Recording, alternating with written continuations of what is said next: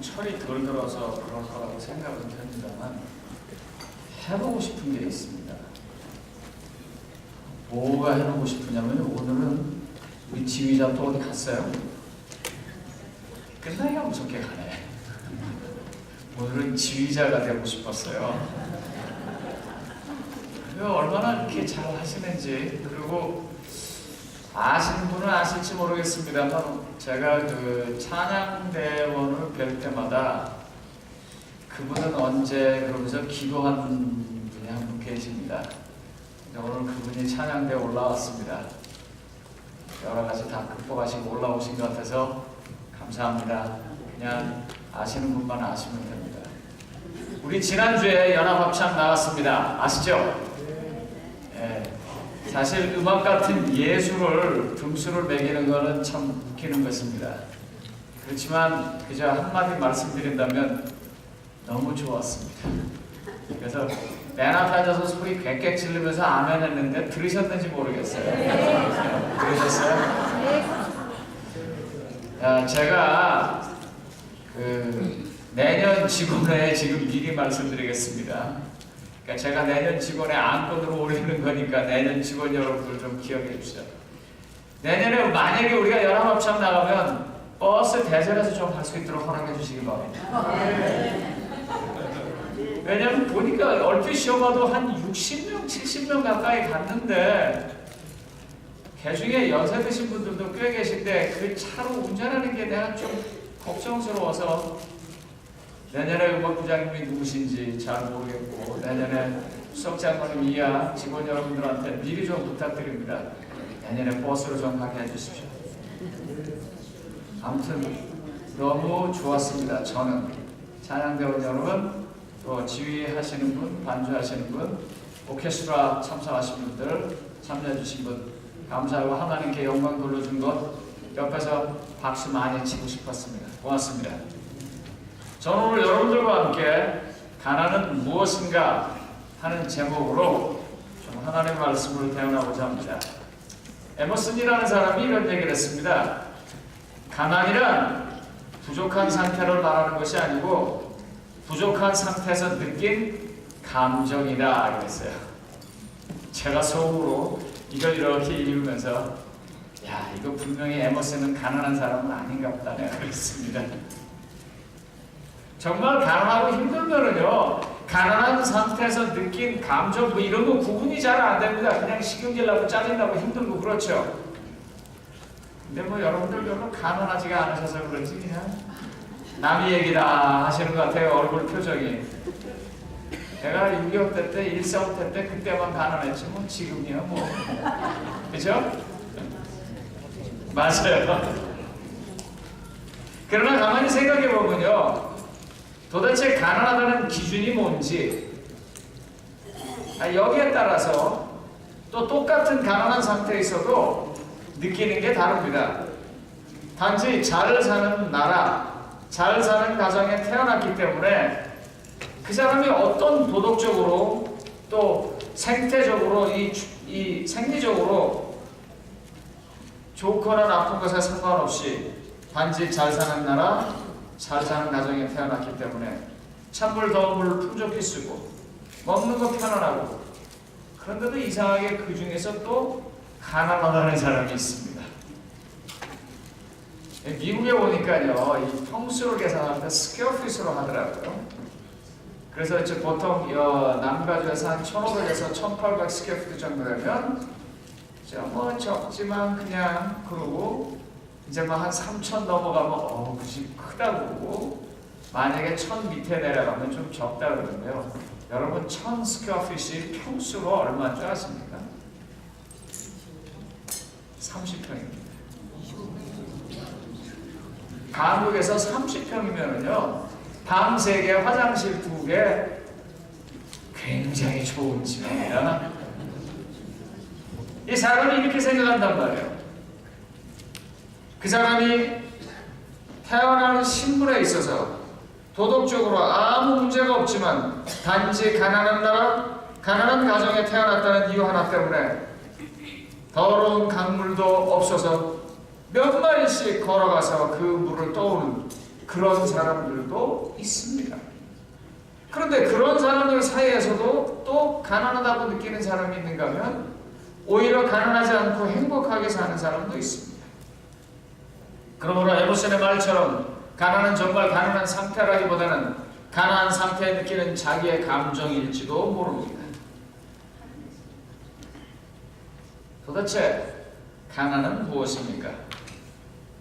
다음 성경절은 사실은 가난이 무엇인지 딱 정답의 시작을 보여주는 성경절입니다. 잠언 22장 2절입니다. 잠언 22장 2절을 보면 가난한 자와 부한 자가 함께 살거니와 그 모두를 지으신 이는 여호와십니다. 그러니까 하나님 나라의 전쟁을 위해서 하나님 나라의 거대한 구도에 하나님께서 어떤 사람은 말로, 어떤 사람은 차로, 어떤 사람은 포로 쓰는 것처럼 하나님께서 어떤 사람은 부한 것을 통해서 하나님의 사역에 임하게 하시고 어떤 사람은 가난함을 통해서 하나님의 사역에 임하게 하십니다. 하나님께서 주시는 것이니까 다 의미 있는 것입니다. 오늘 이와 같은 마음으로 하나님의 뜻이 부에 있는지 하나님의 뜻이 가난함에 있는지 하나님께서 내게 어떤 것을 주셔서 하나님의 사역을 하시는지 사게 하시는지 사실 정답을 잘 모르지만 최선을 다해서 말씀을 찾아보도록 하겠습니다. 야고보서 2장 8절은 삶이 가난해서 고달플 때 주시는 하나님의 은혜를 찾는 것으로 이것에 대한 답을 하고 있습니다. 야고보서 2장 8절 개역 개정에 있는 것들을 다 같이 한번 읽어보겠습니다. 시작. 너희가 많은 성경에 기록된 대로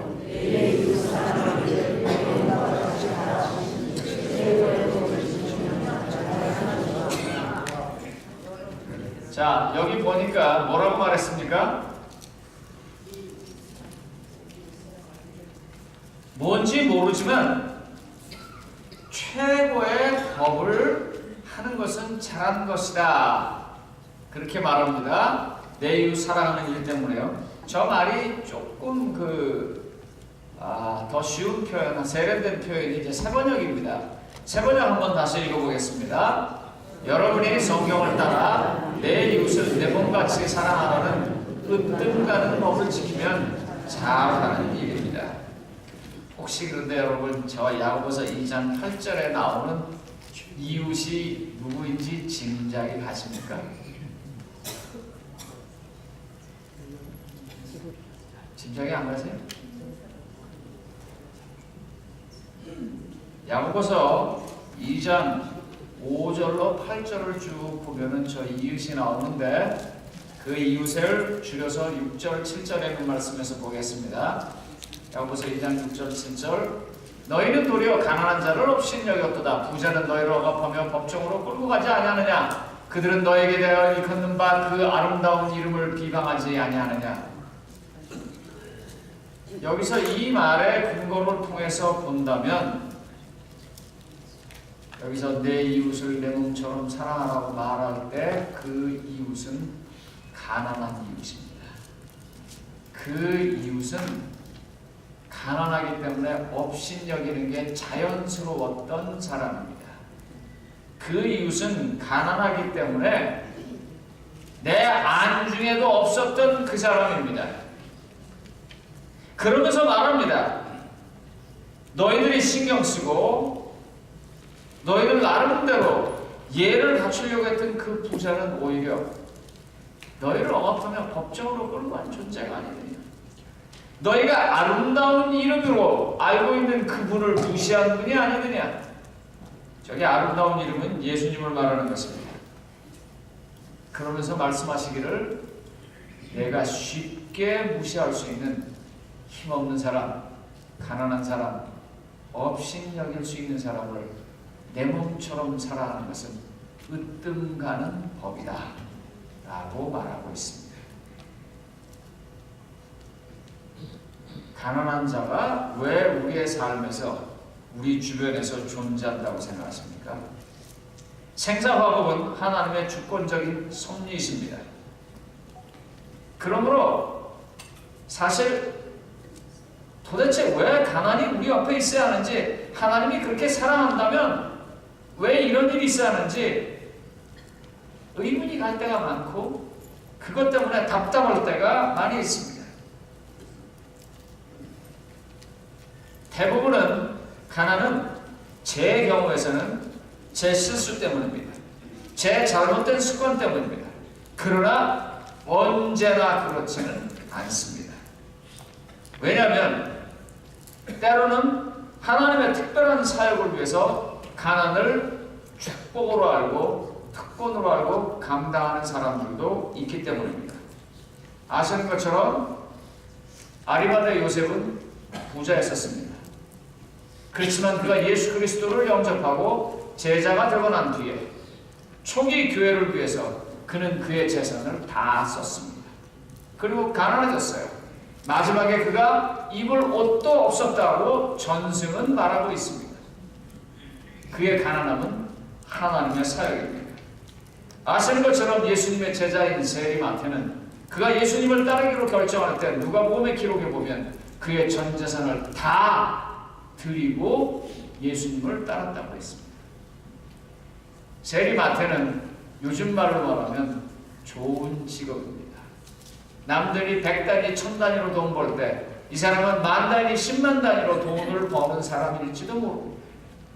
그러나 그가 예수 그리스도를 발견하고 난 다음에 그 모든 것들을 버리고 주님과 함께 때로는 길에서 노숙을 해야 하고 때로는 사람들로부터 어려움을 당해야 되고 마지막에는 순교할 수밖에 없는 그런 인생을, 그런 가난한 삶을 특권으로 받았습니다.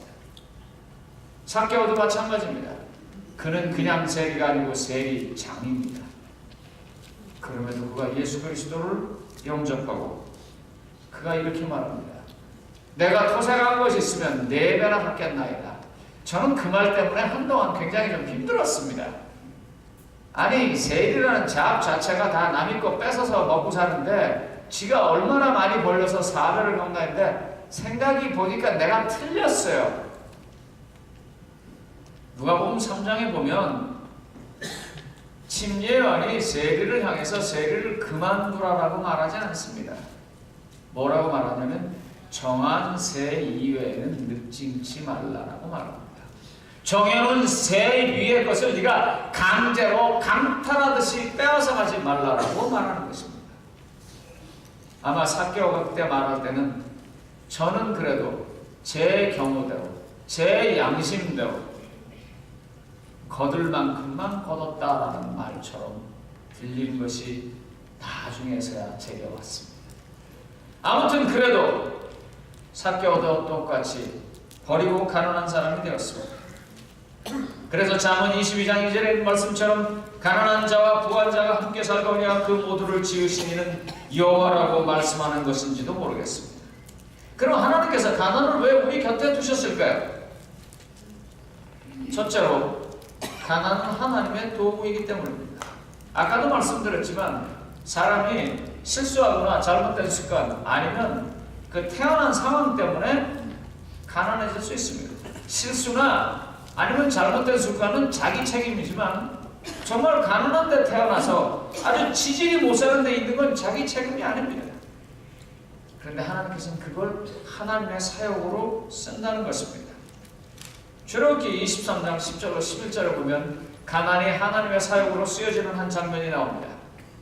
너는 6해 동안 너희 땅에 파종하여 그 소산을 거두고 7째에는 갈지 말고 묵혀두어서 내 백성의 가난한 자들이 먹게 하라. 어떻게 하라고요? 내 백성의 가난한 자들이 먹게 하라. 그 남은 것은 들짐승이 먹으리라. 내 포도원과 감나원도 그리하지. 여기 지금 어떤 사람은 가난한 사람이고 어떤 사람은 가난한 사람을 돕는 사람입니다. 그러나 양쪽 다 이 가난 때문에 하나님의 사랑을 느낄 수 있습니다. 저는 이 농사를 지어보지 않은 사람입니다. 그런데 하나님께서 제게 축복을 주셔서 농촌교회 가서 1년 동안 제가 목회할 수 있는 기회가 있었습니다. 그때 농부 대신 우리 성도님들은 저를 너무너무 좋아했습니다. 왜 저를 좋아했는지 아세요? 뭘 잘 모르니까요. 그래서요, 어디 가서 똑똑한 척 하는 거, 또 똑똑한 사람이 되는 거는 그렇게 잘하는 것 같진 않아요. 똑똑한 척 해봤자 왼수만 많이 만드는 것 같아요. 맞죠? 그죠? 농촌교회 있을 때 제가 어느 교회보다도 많이 사랑을 받았습니다. 특별히 혹시 그분이 이걸 들으시면 그러면 뭐 크게 실수 안 될 거니까 우리 김동기 집사님, 저는 그분의 밥이었습니다. 그분은 저를 끌고 다니면서 목사님, 이 풀 뭔지 알아? 저보다 한 살 많으신 분이셨는데 잘 모르는 대로 이것도 몰라, 이건 땅강아지 풀이란 말이야. 그러면서 막 뭐라고 설명을 하세요. 근데 그분이 얼마나 저를 사랑해 주셨는지 몰라요. 뭐 농사를 져서 조금만 곡식이 나오고 좋고 했으면 그냥 저를 싸주고 그랬습니다. 그러다가 제가 배워본 것입니다. 거기 절돌이라고 하는 아주 이 산속 구퉁이에 있는 한 조그만 밭이 있었어요.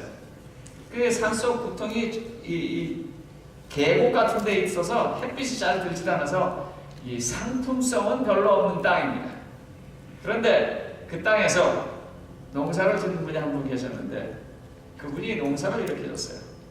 목사님, 제가 한번 해보려고 안식년에 한번 안 져봤대요, 농사를. 뭐 있어도 되고 없어도 되는 땅이니까요, 조그만 교회 땅인데. 근데 목사님, 그 다음에요, 얼마나 수확이 많이 되는지 몰라요. 요즘에 땅에서 피가 난다 그래요. 사람들이 하도 뽑아 먹어가지고. 네? 여름엔 벼농사 짓고 겨울에는 거기다 하우스에서 또 뭐 짓고 봄에는 또 뭐 하고 그냥 막 부려먹는 거예요. 그런데 하나님의 명령대로 1년을 쉬게 했더니 그 다음에 곡식의 소출이 얼마나 많은지요. 하나님은 그가 알게 하느라고. 그래서 놔둡니다. 제 7년 때는 거기 농사를 짓지 않아요. 그래도 옛날에 진 게 있기 때문에 거기서 뭐가 나와요? 그건 가난한 사람들이 먹는 거예요. 그래서 하나님의 은혜를 느끼지만 그렇게 하고 난 그 다음에 하나님께서 더 많은 것을, 하나님의 명령을 가난한 사람들을 위해서 자기의 소중한 것을 포기한 사람에게 하나님께서 주시는 큰 축복이 있습니다. 가난은 이와 같이 하나님의 사역의 도구입니다. 그런데 여기 그 도구보다 조금 더 귀한 도구가 있습니다. 고린도후서 8장 2절 5절입니다. 고린도후서 8장 2절 5절. 환난의 많은 시련 가운데서 그들의 넘치는 기쁨과 극심한 가난이 그들의 풍성한 영혼을 넘치도록 하게 하였느니라. 내가 증언하노니 그들이 힘대로 할 뿐 아니라 힘이 진하도록 자원하여 이 은혜와 성도 섬기는 일에 참여하게 되하여 우리에게 간절히 구하니 우리가 바라던 것뿐 아니라 그들이 먼저 자신을 주께 드리고 또 하나님의 뜻을 따라 우리에게 주었도다. 고린도 교회에 있는 분들이 이제 가난한 다른 교회, 아마 그 재난이 있었던 예루살렘 교회일지 아니면 또 어딜지 잘 모릅니다. 아마 예루살렘 교회라고 생각됩니다. 그 사람들을 위해서 이제 헌금을 하는데 뭐라고 말하냐면 그들이 가난한 가운데서도 풍성한 연보를 드렸다라고 말합니다. 사실 오늘 이영민 목사님께서 이 건축을 위한 기도를 해주셨습니다. 그 기도의 내용 가운데 역사를 너무나 잘 아시는 목사님의 그 간절함을 여러분들이 느꼈을 것입니다. 여러분, 로마린다 교회는요, 로마린다 한 교회만을 의미하는 것이 아닙니다. 제가 로마린다 교회에 와서 섬기는 종으로서 이 교회를 섬기면서 뼈저리게 느낍니다. 그게 뭔지 아십니까?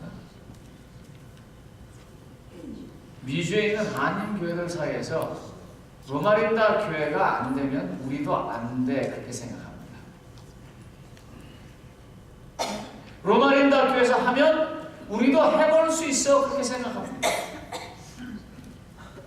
지금 우리가 성전을 짓는데 뭐 제가 이 소리 저 소리 많이 듣습니다. 제가 감사하는 것은 하나님께서 제게 용기를 주셔서 요새는 그냥 뭐라 그러면 제가 배짜라 그러고 넘어갑니다.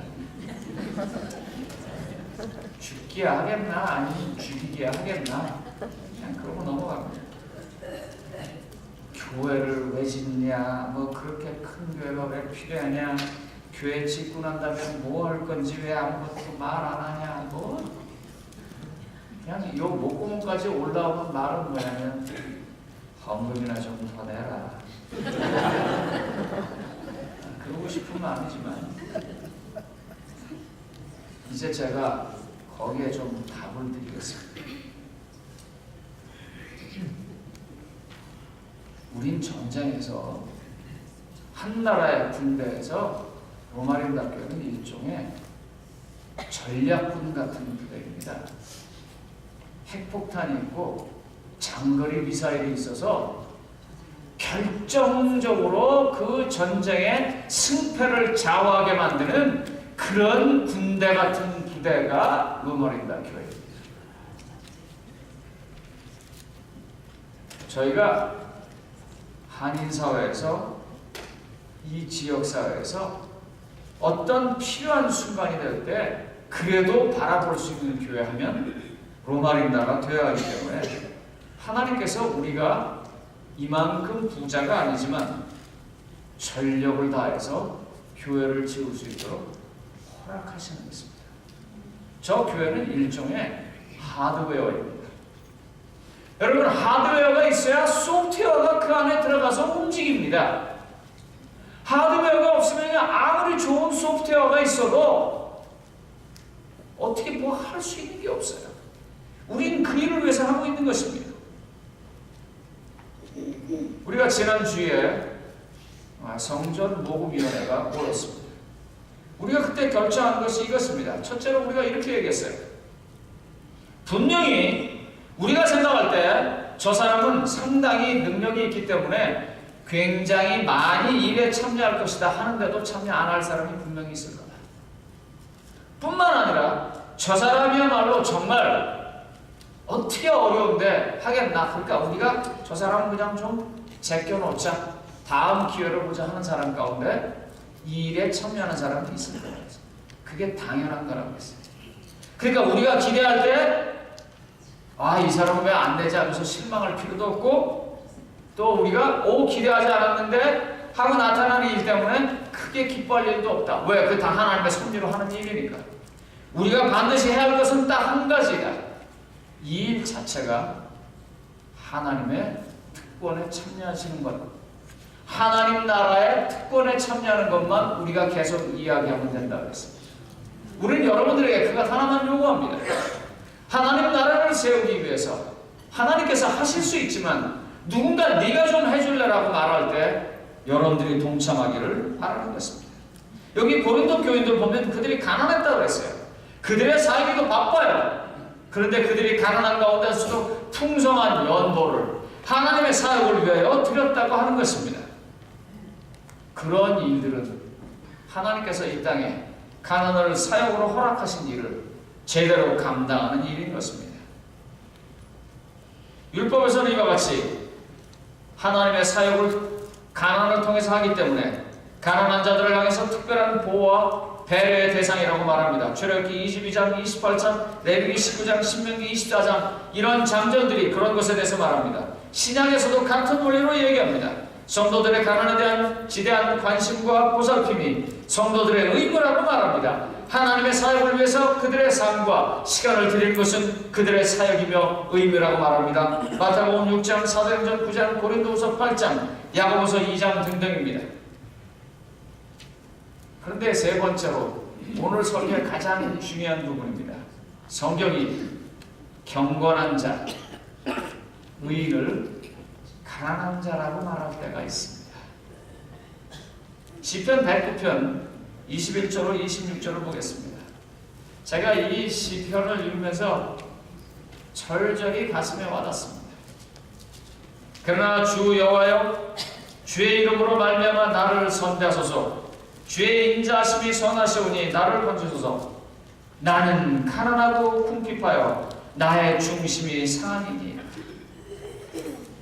사실 이 시편 109편은요 다윗의 시인데 흔히 이 시를 뭐라고 말하냐면 저주의 시라고 말합니다.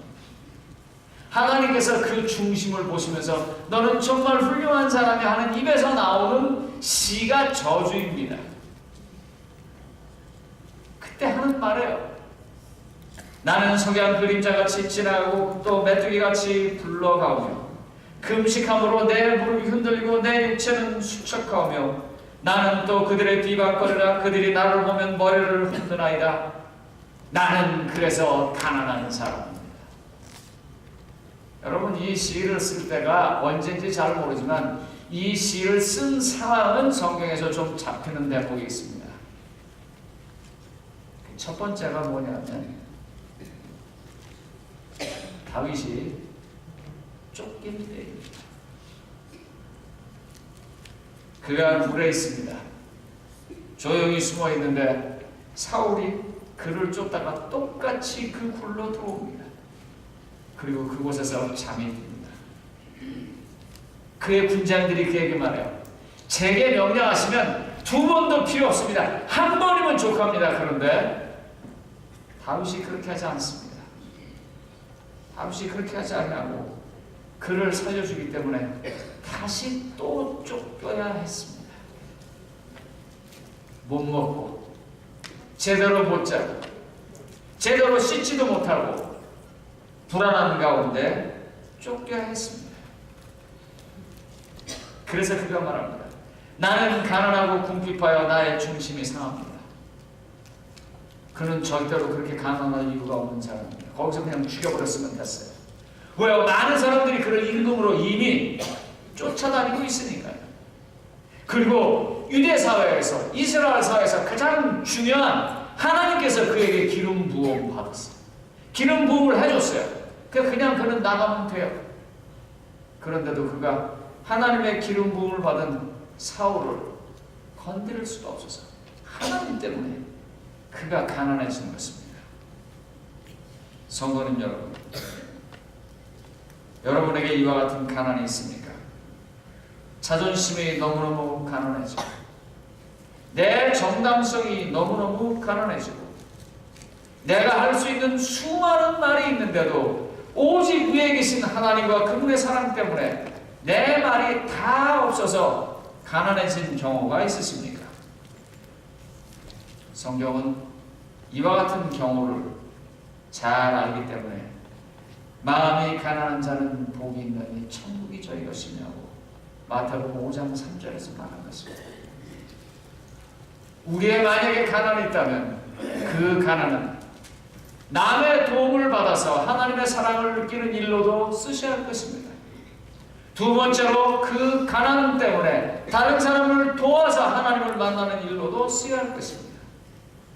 그리고 마지막으로 그 가난이 하나님의 사역이 되어서 내 삶이 여러 가지 많이 가질 수 있지만 그러나 하나님을 위해서 가난해져서 하나님의 사역을 이룰 수 있어야 합니다.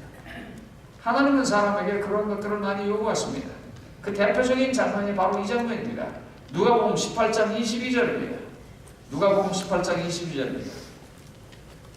예수께서 이 말을 들으시고 이르시되 내게 한 가지 부족한 것이 있으니 내게 있는 것을 다 팔아 가난한 자들에게 나눠주라. 그리하면 하늘에서 내가 보아가 있으리라. 그리고 와서 나를 따르라. 여러분 이 성경절에서 제가 늘 말씀드리는 내용입니다만 지금 주님께서 가져가시겠다는 것입니까? 아니면 주님께서 주시겠다는 것입니까? 네?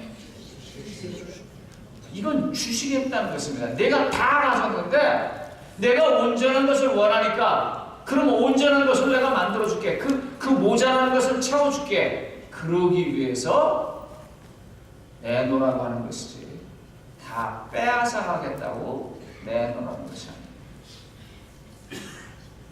하나님 나라의 의를 이루기 위하여 하나님께서 그 사람에게 가난이 필요해서 달라고 하셨습니다. 한번 상상해 보십시다. 저 부자 법관이 만약에 그래서 다 드리고 그리고서는 예수님을 쫓았다고 하면 삶에 어떤 변화가 있을까요? 제가 이런 얘기하면 집 가진 분들이 저를 원망하실 텐데 그냥 예라고 듣고 좀 이해를 해주십시오. 지진이 온다 자꾸 그러니까요. 제가 가등으로 집이 있었는데 이제 그거 팔았거든요. 팔고 나부터는요, 오든지 말든지 잃어버릴 게 없으니까요. 참 못했어요, 그죠? 네? 아니 성도님들이 얼마나 많이 집을 갖고 사시는데 그거 망가지 못하고 목사가 돼가지고 그런 일이 없도록 좀 잘 되게 이렇게 기도를 해야 해도 지금 될까 말까 한데 속으로 뭐든지 말든지. 제가 좀 빗대서 얘기한 것입니다. 아마 그가 모든 것을 갖고 살았을 때는 밤에 자기 전에 문단속 한 번 더 하고 어디 나갈 때는 누구한테 뭘 잘 시켜놓고 나가요. 자기의 어카운트를 잘 관리해야 했습니다. 그런데 예수님을 따라다니는 말이에요. 어땠어요? 그런 거 걱정하지 않고 살아도 돼요. 뭔가 세상에 줄 수 없는, 정말 이 사람이 찾아와서 뭐라 했어요? 선한 선생님, 내가 어떻게 해야 구원받을 수 있습니까? 내가 어떻게 해야 하늘나라 갈 수 있습니까? 다시 말하면 하늘나라를 나한테 좀 주십시오 하는데 예수님이 그에게 하늘나라를 좀 주고 싶었던 거예요. 여러분, 그래서 이 장면을요, 마태복음 19장 21절에는 이렇게 말했어요. 내가 온전하고자 할진대. 또 마가복음 10장 21절에는 이렇게 말했어요. 예수께서 그를 보시고 사랑하여 이르시되 그랬어요. 우리가 우리의 실수로 가난해질 수 있습니다. 또 우리의 잘못된 습관 때문에 가난해질 수 있습니다. 그렇지만 내가 잘못한 것도 아니고 내가 책임이 있지도 않는데도 우리가 힘들고 어려운 상황, 궁핍한 상황에 있다면 그건 하나님께서 우리에게 주시는 사역이라고 생각하십시오. 그 사역을 통해서 하나님은 영광을 받을 것입니다. 그 마지막 하늘을 채우기 위해서 하나님은 사람에게 있는 어떤 것들을 가져가신단 말입니다. 로마린다에 와가지고 제일 많이 가는 곳은 병원과 장례식장입니다. 그런데 그곳에 갈 때마다 참 하나님께 감사해요. 저 뭔 소리 하려고 저러나 그랬을 텐데. 지난주에도 제가 장례식에 있어서 가서 장례식에 설교를 했습니다. 저희 교인이 아니라서 여러분들은 모르십니다. 그 장례식 설교를 하면서 설교를 준비하면서 뭐 양력도 보고 다 보게 되니까요. 이제 돌아가시는 분들의 연배가 저하고 별 차이가 없으신 분들이 돌아가시기 시작하세요. 이제 그 이렇게 계산해 보니까 저 사람만큼 살아도 나한테 살 날이 요만큼밖에 안 남았구나 하는 걸 알게 돼요. 그러면서 잘 살아야겠다, 올바로 살아야겠다, 사는 걸 감사해야겠다, 이런 생각들이 얼마나 많이 드는지 모릅니다. 너의 복을 세어보아라 하는 말이 절로 느껴지는 그런 순간입니다. 병원에 가서 수술하신 분들을 봅니다. 기도하고 나옵니다. 어떤 분들은 팔, 어떤 분들은 배, 어떤 분들은 다리, 기타 등등 많이 있습니다. 소화가 잘 되지 못해서 오신 분들 밥을 갖다 놓고 김치 하나만 있어도 그 사람 생각하면 절로 감사합니다. 차가 거지 같아갖고 타고 다닐 때 새 차로 바꿀까 그런 생각 들다가도 차에 내려서 계단을 썩썩 올라가는데 다리가 있는 것 때문에 우리는 감사해야 합니다. 성도님들, 가난은 우리에게 큰 사역을 이끌어줍니다. 가난이 이루어지는 큰 사역을 오늘 성경 본문 야고보서 2장 8절은 이렇게 말하는 것입니다. 야고보서 2장 8절입니다. 기억하십시오. 너희가 만약 성경에 기록한 대로 내 가난한 이웃을 사랑하기를 내 몸과 같이 하신 최고의 법을 지키면 잘하는 것이거든요. 가난은 이와 같이 우리로 하여금 하나님의 최고의 법을 경험해 볼 수 있도록 우리 삶에 주어진 것입니다. 그러므로 만약에 내가 가난하지 않다면 가난한 사람을 도움으로 그 경험을 해보도록 하시고, 만약에 내가 지금 가난하다고 생각하다면 이것이 하나님의 사역이 되어서 하나님께 영광 돌리는 일로 하나님께서 우리를 구원하시게 주신 이 사역을 경험해 보시길 바라면서 말씀을 마치겠습니다.